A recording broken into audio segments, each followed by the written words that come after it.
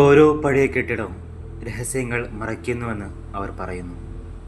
പഴയ കാലത്തിൻ്റെ മന്ത്രിപ്പുകൾ അതിൻ്റെ ചുവരുകളിൽ കൊത്തിവെച്ചിട്ടുണ്ട്. വീണ്ടും ഉയർന്നു വരാനുള്ള ശരിയായ നിമിഷത്തിനായി കാത്തിരിക്കുന്നു. എന്നാൽ തിരുവനന്തപുരത്തെ കാര്യവട്ടം ക്യാമ്പസിൻ്റെ ശാന്തവും വിശാലവുമായതുമായ മൈതാനത്ത് ചില രഹസ്യങ്ങൾ മറഞ്ഞിരിക്കാൻ വിസമ്മതിക്കുന്നു. പ്രഭാഷണങ്ങൾ അവസാനിച്ചതിനു ശേഷം ഇടനാഴികൾ നിശബ്ദമാക്കുകയും വിളക്കുകൾ കാറ്റിൽ മിന്നിമറയുകയും ചെയ്യുമ്പോൾ കഥകളുണ്ട്. വിദ്യാർത്ഥികൾ പതിഞ്ഞ ശബ്ദങ്ങളിൽ സംസാരിക്കുന്ന കഥകൾ. ഒരു പെൺകുട്ടി ആ ശൂന്യമായ ഇടനാഴികളിലൂടെ ഒറ്റയ്ക്ക് നടക്കുന്നുണ്ടെന്ന് അവർ പറയുന്നു. ഒരു വിദ്യാർത്ഥിയല്ല, ആരും നോക്കാത്തപ്പോൾ അവൾ പ്രത്യക്ഷപ്പെടുന്നു.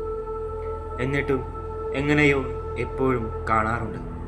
അവളെ കണ്ടുമുട്ടിയവർ ഒരിക്കലും മറക്കില്ല. വിശ്വസിക്കാൻ ധൈര്യപ്പെടുന്നവരുടെ ഹൃദയങ്ങളെ ഇപ്പോഴും കുളിർപ്പിക്കുന്ന ഒരു കാര്യവട്ടം ക്യാമ്പസ് ഹൊറർ കഥ.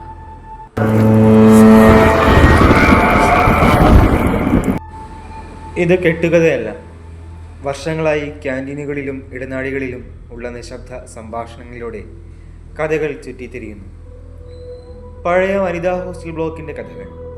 യൂണിവേഴ്സിറ്റി ക്യാമ്പസിൻ്റെ അങ്ങേയറ്റത്ത് സ്ഥിതി ചെയ്യുന്ന ഈ കെട്ടിടം ഭയവും നിശബ്ദതയും നിറഞ്ഞ ഒരു പ്രശസ്തി നേടിയിട്ടുണ്ട്.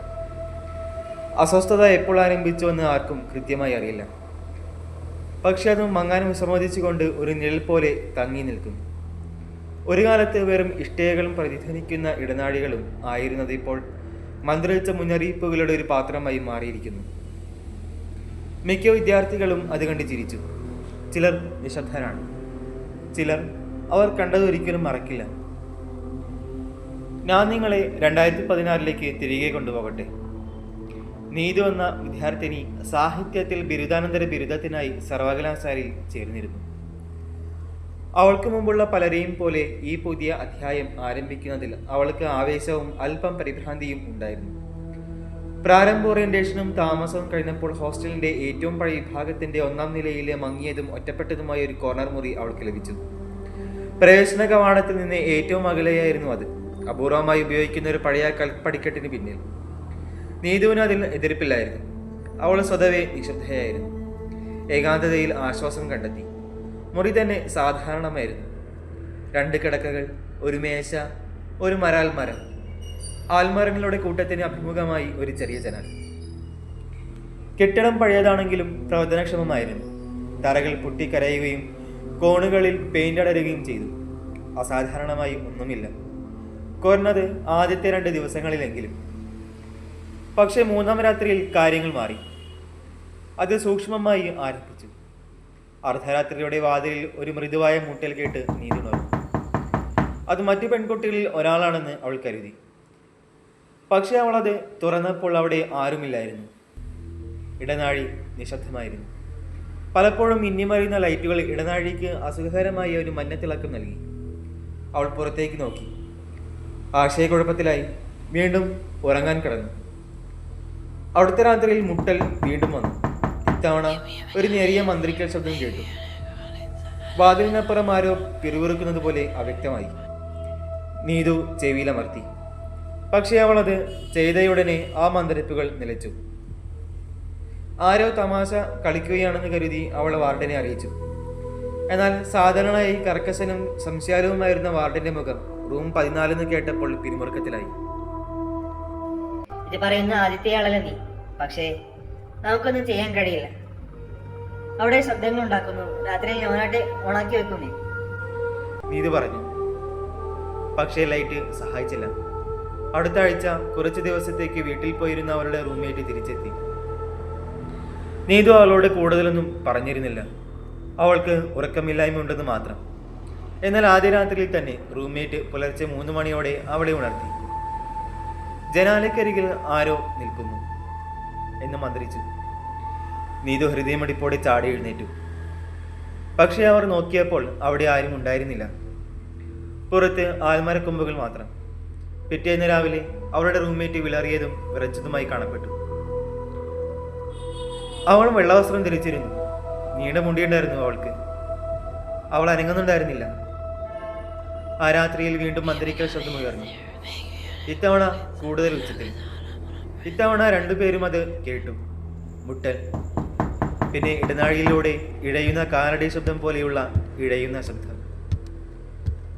അവർ അത് സങ്കല്പിച്ചിരുന്നില്ല. നീതു തൻ്റെ സീനിയർ അഞ്ജലിയെ ബന്ധപ്പെട്ടു. അവൾ ആദ്യ വർഷം ഒരേ മുറിയിൽ താമസിച്ചിരുന്നു. അഞ്ജലി ആദ്യം സംസാരിക്കാൻ മടിച്ചു. പക്ഷേ ഒടുവിൽ അവൾ എന്തോ ഒരു വിചിത്രത സമ്മതിച്ചു. എൻ്റെ 2ാം സെമസ്റ്ററിൽ ഞാൻ സ്ഥലം മാറിയിരുന്നു. എന്തുകൊണ്ടാണെന്ന് ഞാൻ ആരോടും പറഞ്ഞിട്ടില്ല. പക്ഷേ ഞാൻ കാര്യങ്ങൾ കേൾക്കാറുണ്ടായിരുന്നു. ഒരിക്കൽ ഞാൻ അവളെ കണ്ടു. ഇടനാഴിയിൽ പുലർച്ചെ 2 മണിക്ക് അവൾ പതുക്കെ നഗ്നപാതയായി നടക്കുന്നുണ്ടായിരുന്നു.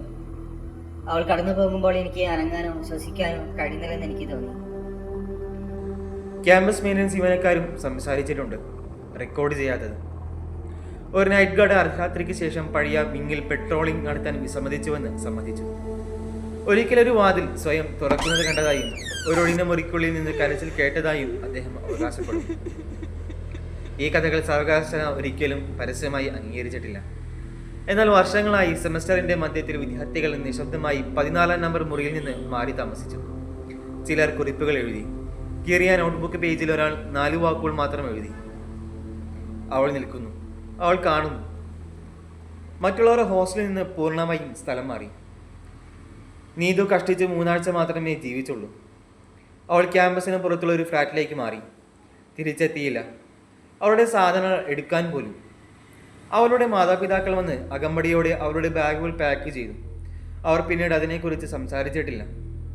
ഇന്ന് വരെ റൂം നമ്പർ 14 ശൂന്യമായി തുടരുന്നു. ഔദ്യോഗികമായി അത് അറ്റകുറ്റപ്പണിയിലാണ്. അനൗദ്യോഗികമായി ഹോസ്റ്റലിലെ പെൺകുട്ടികൾക്ക് നന്നായി അറിയാം. അവളത് കടന്ന് വേഗത്തിൽ നടക്കുന്നു. ആരും മുട്ടുന്നില്ല, ആരും ഉത്തരം നൽകുന്നില്ല. നിങ്ങൾ എപ്പോഴെങ്കിലും ആ കെട്ടിടത്തിന് സമീപം, പ്രത്യേകിച്ച് അർദ്ധരാത്രിക്ക് ശേഷം, ശ്രദ്ധയോടെ കേൾക്കുക.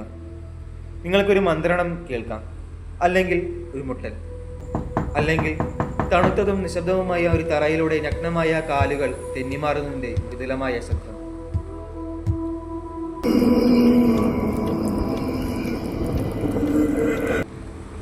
സ്വപ്നങ്ങളും യാഥാർത്ഥ്യവും എണ്ണയും വെള്ളവും പോലെയാണെന്ന് നീതു എപ്പോഴും വിശ്വസിച്ചിരുന്നു. ഒരിക്കലും കൂടിച്ചേരാൻ ഉദ്ദേശിച്ചുള്ളതല്ല. എന്നാൽ ആ രാത്രിയിൽ ക്ലോക്ക് 2:45 അടിച്ചപ്പോൾ എന്തോ ഒന്ന് മാറി. ഹോസ്റ്റൽ മുറിയിലെ വായു കനത്തതായി തോന്നി. തന്നെ നോക്കി നിൽക്കുന്ന അദൃശ്യ കണ്ണുകളുടെ ഭാരം വഹിക്കുന്നത് പോലെ. അവളുടെ ചർമ്മം വിയർപ്പിൽ നനഞ്ഞിരുന്നു. അവളുടെ ശ്വാസം ആഴമില്ലാത്തതായിരുന്നു. ഒരു ശൂന്യമായ ഹാളിൽ പ്രതിധ്വനിക്കുന്ന ഡ്രമ്മ് പോലെ ഹൃദയമിടിപ്പ്. ഒരു നെട്ടലോടെ അവൾ എഴുന്നേറ്റു. ആദ്യം അത് വെറും ഒരു പേടി സ്വപ്നമാണെന്ന് അവൾ കരുതി. പ്രഭാത വെളിച്ചത്തിൽ മങ്ങുന്ന തരം. പക്ഷെ യാഥാർത്ഥ്യം പ്രഭാതത്തിനായി കാത്തിരുന്നില്ല. ഇരുട്ടിലൂടെ ഒരു നേരിയ മിന്നൽ പിണർ കടന്നു വന്നു. അവളുടെ മുറിക്ക് പുറത്തുള്ള ഇടനാഴിയിലെ വെളിച്ചം ക്രമരഹിതമായി മിന്നിമറഞ്ഞു. തറയിൽ നീണ്ടതും നീണ്ടു നിൽക്കുന്നതുമായ നിഴലുകൾ വീശുന്നു. അത് അസാധാരണമായിരുന്നു. ആ ഇടനാഴിയിലെ വെളിച്ചം മുമ്പൊരിക്കലും തെറ്റായി പെരുമാറിയിട്ടില്ല. ജിജ്ഞാസ, അല്ലെങ്കിൽ കൂടുതൽ പ്രാകൃതമായ എന്തെങ്കിലും. അവളെ എഴുന്നേറ്റ് വാതിലിനടുത്തേക്ക് സമീപിക്കാൻ നിർബന്ധിച്ചു. അവളത് തുറന്നപ്പോൾ ഇടനാഴി അസ്വാഭാവികമായി നിശബ്ദമായിരുന്നു. അടുത്തുള്ള ഒരു ക്ലോക്കിന്റെ ടിക് ശബ്ദവും സ്വന്തം ഹൃദയമിടിപ്പ് മാത്രമാണ് അവളുടെ മുന്നിൽ അസാമാന്യമായി കാഴ്ചയ്ക്കൊപ്പം ഉണ്ടായിരുന്നത്. അവിടെ ഏതാനും അടി അകലെ ഒരു പെൺകുട്ടി നിന്നു. നിശ്ചലമായി, നിശബ്ദയായി, ചുമരിലേക്ക് അഭിമുഖമായി. അവളുടെ മുടി നീണ്ടതും അർദ്ധരാത്രി പോലെ കറുത്തതുമായിരുന്നു. ഒരു മൂടുപടം പോലെ അവളുടെ പുറകിലൂടെ താഴേക്ക് പതിച്ചു, മുഖമറച്ചു. അവളൊരു അയന്ന വെളുത്ത നൈറ്റ് ഗൗൺ ധരിച്ചിരുന്നു. അത് പഴയ തുണിയായിരുന്നു. ഒരു പക്ഷേ ആ ഹോസ്റ്റലിൽ താമസിക്കുന്ന വിദ്യാർത്ഥികൾക്ക് പോലും വളരെ പഴയതായിരുന്നു. പൊടിയിലൂടെയോ ഇരുണ്ട നിറത്തിലുള്ള മറ്റെന്തെങ്കിലുമോ അവൾ നടന്നതുപോലെ അതിൻ്റെ അരികിൽ അല്പം കറയുണ്ടായിരുന്നു. നീതുവിൻ്റെ തൊണ്ട വരണ്ടു. അവളുടെ സഹജാവബോധം അപകടത്തെക്കുറിച്ച് മന്ത്രിച്ചു. വിദ്യാർത്ഥികളിൽ ഒരാളാണെന്ന് കരുതി ഒരു പക്ഷേ ആരെങ്കിലും ഉറക്കത്തിൽ നടക്കുന്നുണ്ടാകാം. അവൾക്ക് സംസാരിക്കാൻ കഴിഞ്ഞു. നിങ്ങൾക്ക് സുഖമാണോ? പ്രതികരണമില്ല. അംഗീകാരത്തിൻ്റെ ഒരു ചെറിയ വിറയൽ പോലുമില്ല. ആ രൂപം നിശ്ചലമായി, നിശബ്ദതയിൽ നിന്ന് കൊത്തിയെടുത്ത ഒരു പ്രതിമ പോലെ. തലയ്ക്ക് മുകളിലൂടെ മിന്നിമറയുന്ന വെളിച്ചം ഒരിക്കൽ മുഴങ്ങി, കൂടുതൽ മങ്ങി. പെൺകുട്ടിയുടെ രൂപരേഖ വെള്ളയുടെയും നിഴലിൻ്റെയും മങ്ങലിലേക്ക് നയിച്ചു. ഭയം ഇപ്പോൾ അവളുടെ അസ്ഥികളിൽ വേരൂന്നിയ നീതു പതുക്കെ പിൻവാങ്ങി. ആരെങ്കിലും വിളിക്കാൻ അവളുടെ മനസ്സവളെ പ്രേരിപ്പിച്ചു. ആരെങ്കിലും. പരിഭ്രാന്തിയോടെ അവൾ തൻ്റെ ഫോൺ കിടക്കയുടെ മേശയിൽ നിന്ന് എടുക്കാൻ തിരിഞ്ഞു. അതെടുക്കാൻ അവൾക്ക് കുറച്ച് നിമിഷങ്ങൾ മാത്രമേ വേണ്ടി വന്നുള്ളൂ. പക്ഷേ അവൾ തിരിഞ്ഞു നോക്കുമ്പോൾ ഇടനാഴി ശൂന്യമായിരുന്നു. ശബ്ദമില്ല, പെൺകുട്ടിയില്ല, ഒന്നുമില്ല. അവൾ ഒരിക്കലും അവിടെ പോയിട്ടില്ലാത്തതുപോലെ. പക്ഷേ നീതുവിന് താൻ കണ്ടത് അറിയാമായിരുന്നു. അവൾക്കത് അനുഭവപ്പെട്ടു. അവൾ സ്വപ്നം കാണുന്നുണ്ടായിരുന്നില്ല. അവൾ ഉണർന്നിരുന്നു. അവൾ ഒറ്റയ്ക്കല്ലായിരുന്നു.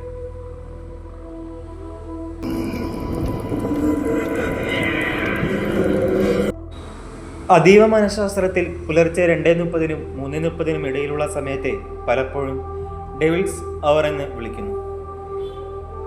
ചരിത്രപരമായി ഈ ജാലകം ഉയർന്ന അമാനുഷിക പ്രവർത്തനവുമായി ബന്ധപ്പെട്ടിരിക്കുന്നുവെന്ന് ഗവേഷകരും ആത്മീയ സൈദ്ധാന്തികരും ഒരുപോലെ ചൂണ്ടിക്കാണിച്ചിട്ടുണ്ട്. ഈ കാലയളവിൽ ജീവിച്ചിരിക്കുന്നവരുടെയും മരിച്ചവരുടെയും ലോകത്തിനിടയിലുള്ള മൂടുപടം നേർത്തതായി മാറുന്നുവെന്നും ആത്മാക്കൾക്ക് കടന്നുപോകാനോ സമ്പർക്കം സ്ഥാപിക്കാനോ കഴിയുമെന്നും വിശ്വസിക്കപ്പെടുന്നു. ബ്രിട്ടീഷ് ജേണൽ ഓഫ് പാരാസൈക്കോളജി നടത്തിയ ഒരു സ്റ്റഡിയിൽ ഹോസ്പിറ്റലുകൾ, ഹോസ്റ്റലുകൾ, പഴയ ഡോർമിറ്ററികൾ തുടങ്ങിയ സ്ഥാപന കെട്ടിടങ്ങളിൽ ഈ കൃത്യമായ കാലയളവിൽ റിപ്പോർട്ട് ചെയ്യപ്പെട്ട ഭൂതപ്രേതങ്ങളുടെയും ഭ്രമാത്മകതയുടെയും വർധനവ് രേഖപ്പെടുത്തിയിട്ടുണ്ട്. മങ്ങിയതും പലപ്പോഴും ക്ലാസ്ട്രോഫോബിക് വാസ്തുവിദ്യയും ഉയർന്ന വൈകാരിക ഊർജവും ചേർന്ന് ഈ സംഭവങ്ങൾക്ക് സഹായകമായേക്കാം. മാത്രമല്ല, മിന്നുന്ന വെളിച്ചം ഒരു ക്രമരഹിതമായ തകരാറല്ല. യുഎസിലെ ബേവർലി ഹിൽസ് സാനിറ്റോറിയം പോലുള്ള സ്ഥലങ്ങൾ മുതൽ ഇന്ത്യയിലെ ശനിവാർവാഡ ഫോർട്ട് വരെയുള്ള പ്രേതാന്വേഷണങ്ങളിൽ നിന്നുള്ള നിരവധി റിപ്പോർട്ടുകൾ അമാനുഷിക പ്രകടനത്തിനിടയിലോ ഇതിനു മുമ്പോ മിന്നുന്ന ലൈറ്റുകൾ മിന്നുന്ന പ്രതിഭാസത്തെക്കുറിച്ച് പരാമർശിക്കുന്നു. ഇലക്ട്രിക്കൽ എഞ്ചിനീയർമാരുടെ അഭിപ്രായത്തിൽ വോൾട്ടേജ് ഏറ്റക്കുറച്ചിലാണ് കാരണം ലൈറ്റുകൾ മിന്നുന്നു. എന്നാൽ പല പ്രേതബാധയുള്ള സ്ഥലങ്ങളിലും അത്തരം വൈദ്യുത തകരാറുകളും കണ്ടെത്തിയിട്ടില്ല. പിന്നെ പെൺകുട്ടിയുണ്ട്. നീതു കണ്ട രൂപം പാരാനോർമൽ സർക്കിളുകളിൽ സാധാരണയായി റിപ്പോർട്ട് ചെയ്യപ്പെടുന്ന ഒരു മാതൃകയുമായി പൊരുത്തപ്പെടുത്തുന്നു. The white lady. വെള്ളവസ്ത്രം ധരിച്ച ഒരു ഭൂതം. പലപ്പോഴും ദുഃഖം, പ്രതികാരം അല്ലെങ്കിൽ ദുരന്തവുമായി ബന്ധപ്പെട്ടിരിക്കുന്നു. ലാറ്റിൻ അമേരിക്കയിലെ ലാ ലൊറാണ, ജപ്പാനിലെ യൂറൈ, ഇന്ത്യയിലെ ചൂടൽ അല്ലെങ്കിൽ പ്രേതയെക്കുറിച്ചുള്ള നിരവധി പ്രാദേശിക ഇതിഹാസങ്ങൾ എന്നിങ്ങനെ വിവിധ സംസ്കാരങ്ങളിൽ ഈ രൂപത്തെക്കുറിച്ചുള്ള റിപ്പോർട്ടുകൾ നിലവിലുണ്ട്. അവൾ നിശ്ചലയായി നിൽക്കുന്നതും ചിലപ്പോൾ കരയുന്നതും ചിലപ്പോൾ മതിലുകളിലെയോ മൂലകളെയോ അഭിമുഖീകരിക്കുന്നതും രാത്രിയിൽ പ്രത്യക്ഷപ്പെടുന്നതും എല്ലായ്പ്പോഴും ഒരു ഭയമുളവാക്കുന്ന ഒരു ഭയം കൊണ്ടുവരുന്നു. സൈക്കോളജിയിൽ നിഴൽ ഭ്രമങ്ങൾ ചിലപ്പോൾ പകുതി ഉറക്കാവസ്ഥയിൽ കാണപ്പെടുന്ന പെട്ടെന്നുള്ള രൂപങ്ങളെ വിശദീകരിക്കും. എന്നാൽ നീതു അനുഭവിച്ചത് ക്ഷണികമായൊരു മിഥ്യയ്ക്ക് അപ്പുറമായിരുന്നു. അവളുടെ ഓർമ്മ വ്യക്തമായിരുന്നു. അവളുടെ ശരീരം പ്രതികരിച്ചു. അവളുടെ ഭയം യഥാർത്ഥമായിരുന്നു. അപ്പോൾ ചോദ്യം അവശേഷിക്കുന്നു: ഇടനാഴിയിലെ പെൺകുട്ടി ആരായിരുന്നു? വഴിതെറ്റിയൊരു വിദ്യാർത്ഥിനി? മറന്നുപോയ ഏതു ദുരന്തത്തിൻ്റെ അവശിഷ്ടമാണോ? അതോ മറ്റെന്തെങ്കിലുമാണോ? ഹോസ്റ്റലിന് ചുമരങ്ങളിൽ തന്നെ ബന്ധിപ്പിച്ചിരിക്കുന്ന എന്തെങ്കിലും? നീതു ആ രാത്രി ഉറങ്ങിയില്ല. അടുത്ത രാത്രിയിലും ഉറങ്ങിയില്ല. അതിനുശേഷം എല്ലാ രാത്രിയിലും കൃത്യം 2:45 അവൾ ഉറക്കമില്ലാതെ വാതിലിലേക്ക് ഉറ്റുനോക്കുന്നു. ചിലപ്പോൾ അവൾ കാൽപ്പാടുകൾ കേൾക്കുന്നു. പക്ഷേ അവൾ വാതിൽ തുറക്കുമ്പോൾ ആരും അവിടെയില്ല. അല്ലെങ്കിൽ അവൾക്ക് അവരെ കാണാൻ കഴിയുന്നില്ലായിരിക്കാം.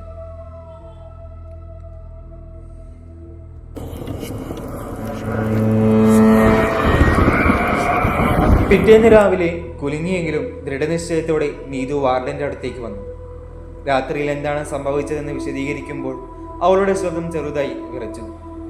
മന്ത്രിക്കൽ ശബ്ദങ്ങൾ, നിരീക്ഷിക്കുന്നതിൻ്റെ വിചിത്രമായ സംവേദനം, ഇടനാഴിയിലേക്ക് മങ്ങുന്ന കണ്ണങ്കാലുകളുടെ മൃദുലമായ ശബ്ദം.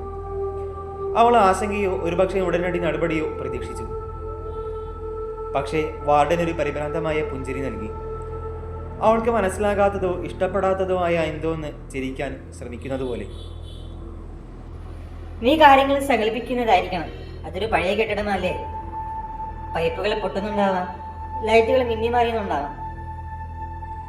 പക്ഷെ അവളുടെ സ്വരത്തിൽ എന്തോ അസ്വസ്ഥത ഉണ്ടായിരുന്നു. എന്തോ നിർബന്ധപൂർവം.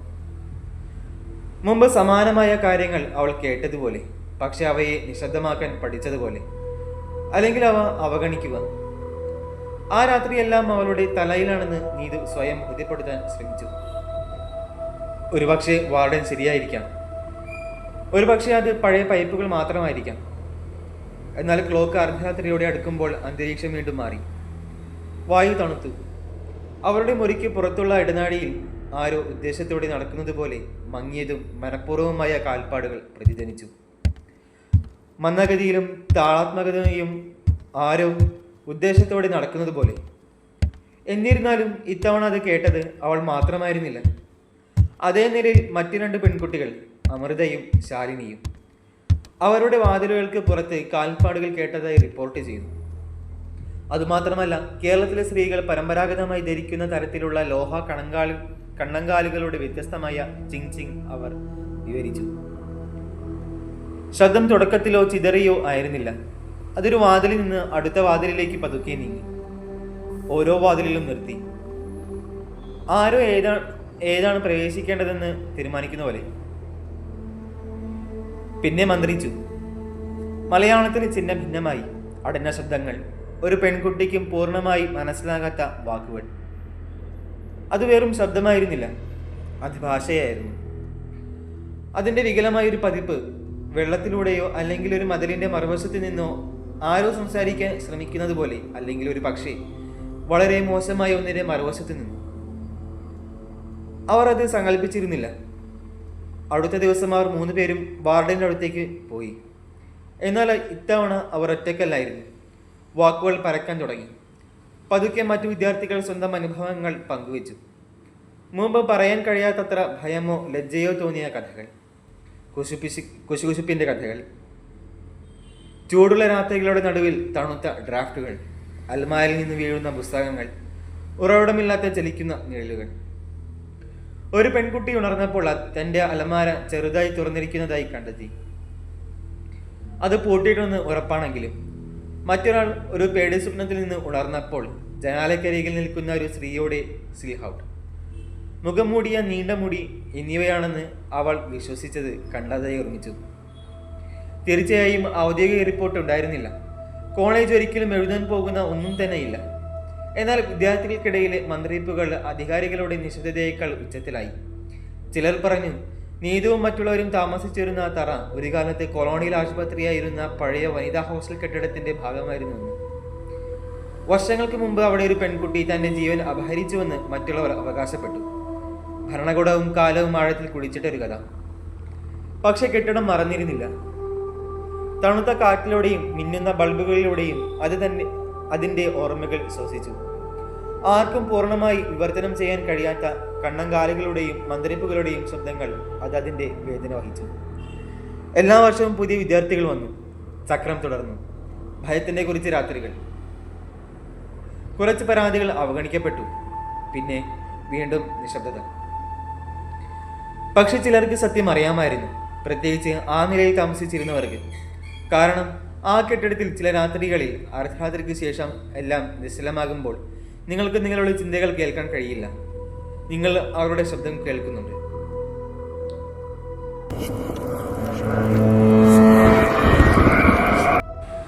കാര്യവട്ടം സർവകലാശാലയിലെ പെൺകുട്ടികൾക്കിടയിൽ ഒരു പേര് നിശബ്ദ സ്വരങ്ങളിൽ മന്ത്രിച്ചു. അക്കാഡമിക് പ്രതാപത്തിൽ മാത്രമല്ല, ഇരുണ്ടതും വളരെ പഴയതും കൂടുതൽ അസ്വസ്ഥതയുണ്ടാക്കുന്നതുമായ എന്തോ ഒന്നുകൊണ്ട് പൊതിഞ്ഞൊരു പേര്. ക്യാമ്പസിന്റെ അങ്ങേയറ്റത്ത് പഴയ മുളങ്കാടുകളുടെ തിരശ്ശീലയ്ക്ക് പിന്നിൽ മറഞ്ഞിരിക്കുന്ന പെൺകുട്ടികളുടെ ഹോസ്റ്റലിന്റെ ബ്ലോക്ക് സി എപ്പോഴും ഒരു ഭയാനകമായ നിശബ്ദത വഹിച്ചിരുന്നുവെന്ന് അവർ പറയുന്നു. എന്നാൽ ചിലർക്ക് അത് വെറും നിശബ്ദതയായിരുന്നില്ല, അതൊരു സാന്നിധ്യത്തിന്റെ ഭാരമായിരുന്നു.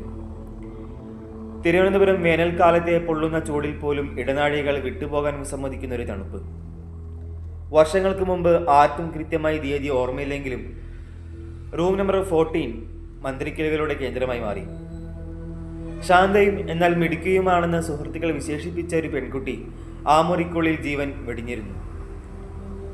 ഔദ്യോഗിക രേഖയിൽ വിശദീകരിക്കാനാവാത്ത വിഷാദമെന്ന് രേഖപ്പെടുത്തിയിട്ടുണ്ട്. എന്നാൽ അവളോടൊപ്പം താമസിച്ചിരുന്നവർ മറ്റെന്തോ പറഞ്ഞു. അവസാന ആഴ്ചകളിൽ അവൾ ഭക്ഷണം കഴിക്കുന്നത് നിർത്തി. രാത്രിയിൽ അവൾ സ്വയം പിറുപിറുക്കും. എന്തോ അനങ്ങുന്നത് കാണുന്നത് പോലെ സീലിംഗിന്റെ മൂലയിലേക്ക് നോക്കും. അവളുടെ അവസാന ഡയറി കുറിപ്പ് ഒരിക്കലും പ്രസിദ്ധീകരിച്ചിട്ടില്ല. പക്ഷിയുടെ റൂംമേറ്റ് ഫോട്ടോ കോപ്പി ചെയ്തതായി പറയപ്പെടുന്നു. അവിടെ ഇങ്ങനെ എഴുതി: അവർ അർദ്ധരാത്രിക്ക് ശേഷം വരുന്നു. അവർ ബാത്റൂം കണ്ണാടിക്ക് സമീപം കാത്തിരിക്കുന്നു. എനിക്കിനി ഒളിക്കാൻ കഴിയില്ല. അന്നത്തെ ഹോസ്റ്റൽ വാർഡൻ എല്ലാം നിഷേധിച്ചു. ഒരു അമാനുഷിക അവകാശവാദവും അംഗീകരിച്ചില്ല. എന്നാൽ സംഭവത്തിന് മാസങ്ങൾക്ക് ശേഷം മറ്റൊരു റിപ്പോർട്ട് പുറത്തു വന്നു. 2003 സെപ്റ്റംബർ 18 മാതൃഭൂമിയുടെ പ്രാദേശിക കോളത്തിൽ ആഴത്തിൽ കുഴിച്ചിട്ടു. ഭ്രമാത്മക മുതൽ കൂട്ട ഹിസ്റ്റീരിയ വരെയുള്ള കാര്യവട്ടത്തെ യൂണിവേഴ്സിറ്റി പെൺകുട്ടികൾക്കിടയിൽ റിപ്പോർട്ട് ചെയ്യപ്പെട്ട വിചിത്രമായ മാനസിക സംഭവങ്ങളുടെ ഒരു പരമ്പരയെക്കുറിച്ച് അത് നിഗൂഢമായി സംസാരിച്ചു. ദിവസങ്ങൾക്ക് ശേഷം ദേശാഭിമാനി അവ്യക്തവും എന്നാൽ കുളിർമയുണർത്തുന്നതുമായ തലക്കെട്ടുമായി തുടർന്നു: വിവേകത്തിന്റെ അന്ത്യരേഖകൾ, വിദ്യാർത്ഥികളുടെ അവസ്ഥ ആശങ്കാജനകം. ലേഖനം സ്ഥാപനത്തിന്റെ പേര് നേരിട്ട് പറഞ്ഞില്ല. പക്ഷേ പ്രദേശത്തെ വായനക്കാർക്ക് അത് ആവശ്യമില്ല. പിന്നീട് ഒരിക്കലും അച്ചടിച്ചിട്ടില്ലാത്ത കഥ വന്നു. എന്നാൽ മുൻ ഹോസ്റ്റലുകാരുടെ ശ്വാസം മുട്ടൽ അക്കൗണ്ടുകളിൽ ജീവിച്ചു. റൂം നമ്പർ 14 നിന്ന് 2 മുറികൾ മാത്രം അകലെയുള്ള നോർത്ത് വിങ്ങിൽ നിന്നുള്ളൊരു പെൺകുട്ടിയെ തുടർച്ചയായി 2 രാത്രികൾ അനിയന്ത്രിതമായി നിലവിളിച്ചതിന് ശേഷം കെട്ടിടത്തിൽ നിന്ന് ബലമായി നീക്കം ചെയ്യേണ്ടി വന്നു. ജീവനക്കാർ വാതിൽ തകർത്തപ്പോൾ അവൾ കട്ടിലിനടിയിൽ കുടുങ്ങിക്കിടക്കുന്നതും സിമന്റ് തറയിൽ നഖം കുത്തി രക്തം പുരണ്ടതും കണ്ണുകൾ തലയോട്ടിലേക്ക് ഉരുണ്ടുകയറിയതും ആർക്കും മനസ്സിലാകാത്ത അക്ഷരങ്ങൾ ജപിച്ചതും കണ്ടു. യൂണിവേഴ്സിറ്റി ഒരു മനഃശാസ്ത്രജ്ഞനെ വിളിച്ചു. പിന്നീട് ഒരു സുഹൃത്തിനോട് രഹസ്യമായി പറഞ്ഞത് പെൺകുട്ടിയോട് തലച്ചോറ് ടെമ്പറൽ ഡിസോസിയേഷന്റെയും നോൺ റിയാക്റ്റീവ് ട്രാൻസ് അവസ്ഥകളുടെയും ലക്ഷണങ്ങൾ കാണിക്കുന്നു. സാധാരണയായി അങ്ങേയറ്റത്തെ ആഘാത ഇരകളിലോ ആചാരപരമായ പീഡന കേസുകളിലോ കാണപ്പെടുന്നു എന്നാണ്. അതൊരിക്കലും പ്രൈം ടൈം വാർത്തകളിൽ ഇടം നേടിയില്ല. പക്ഷെ വിദ്യാർത്ഥികൾക്ക് അറിയാമായിരുന്നു. പുതിയ ബാച്ചുകൾ വന്നുപോയി, പക്ഷേ കഥകൾ തുടർന്നു. ചില മുറികൾ മുഴുവൻ സെമസ്റ്ററുകളിലും പൂട്ടിയിരിക്കും. ഇടയ്ക്കിടെ ഒരു പുതുമുഖം ഇടനാഴിയിലെ കണ്ണാടിയിൽ ആരെയെങ്കിലും കാണുന്നതായും അല്ലെങ്കിൽ ആരും ഉണർന്നിട്ടില്ലാത്ത രാത്രി വൈകി കാൽപ്പാടുകൾ കേൾക്കുന്നതായും റിപ്പോർട്ട് ചെയ്യുമായിരുന്നു. യൂണിവേഴ്സിറ്റി ഭരണകൂടം ഇതെല്ലാം അതിശയോക്തിപരമാണെന്ന് തറപ്പിച്ചു പറഞ്ഞു. സമ്മർദ്ദത്തിലാകുമ്പോൾ യുവമനസ്സുകൾക്ക് വളരെയധികം സങ്കല്പിക്കാൻ കഴിയും. എന്നാൽ 2012 ഇപ്പോൾ ഇല്ലാതാക്കിയ ഒരു ബ്ലോഗ് പോസ്റ്റിൽ ഒരു സീനിയർ വിദ്യാർത്ഥി അജ്ഞാതമായി എഴുതിയതുപോലെ, എല്ലാം നമ്മുടെ ഭാവന മാത്രമാണെങ്കിൽ എന്തുകൊണ്ടാണ് എല്ലായ്പ്പോഴും റൂം നമ്പർ 14 നിന്ന് നിലവിളികൾ വരുന്നത്? അങ്ങനെ കാര്യവട്ടം ഹോസ്റ്റൽ വിഭാഗത്തിന്റെ നിഗൂഢത നിലനിൽക്കുന്നു. ഒരു ഔദ്യോഗിക രേഖ എന്ന നിലയിലല്ല, ഒരു പ്രാദേശിക ഇതിഹാസം എന്ന നിലയിലല്ല, മറിച്ച് വെളിച്ചമണയുമ്പോൾ ഇടഞ്ഞു നീങ്ങുന്ന ഒരു ഇരുണ്ട നിശബ്ദതയായി. നിങ്ങൾ എപ്പോഴെങ്കിലും ആ ബ്ലോക്കിൽ താമസിക്കുകയാണെങ്കിൽ അർദ്ധരാത്രിക്ക് ശേഷം ഒരിക്കലും കണ്ണാടിയിൽ നോക്കരുത്.